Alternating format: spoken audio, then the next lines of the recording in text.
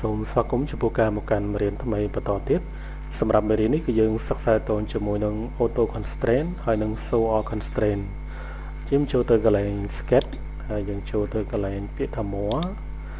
នៅកន្លែងនេះគឺគេថា show all constraint អញ្ចឹងនៅពេលណាមាន constraint គឺវានឹងបង្ហាញបើសិនបើកាន់ន័យវា tick ហើយបើសិនបើយើងដោះ tick ទេយើង click មួយទៀតដោះ tick គឺទោះបីមាន constraint ក៏ដោយក៏វាអត់បង្ហាញយ៉ាងដែរauto constraint នេះគឺប្រើដើម្បីធ្វើការបង្កើត constraint ដោយស្វ័យប្រវត្តិអញ្ចឹងយើង click លើវាមក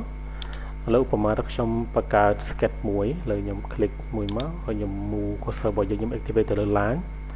អូខេខ្ញុំ click វាមួយហើយ move ចេញក្រៅយើងឃើញថា constraint ត្រូវបានបង្កើតដោយស្វ័យប្រវត្តិ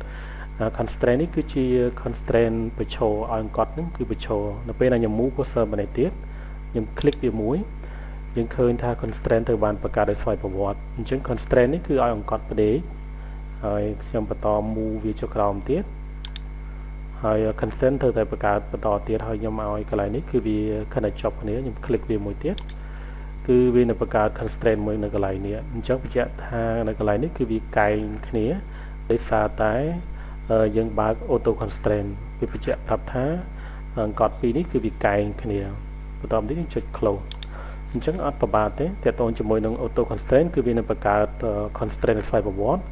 រីឯ show all constraint ប្រើដើម្បីធ្វើការបង្ហាញ constraint អញ្ចឹងយើងអាចចូលទៅធ្វើការដោះវាឬក៏ select វាក៏បាននៅពេលណាយើង click លើ sketch ហើយយើងចូលទៅកន្លែងនេះហើយយើងធ្វើការ activate វាបើយើងចុចដោះ select វិញគឺ constraint នឹងបង្ហាញឃើញទេ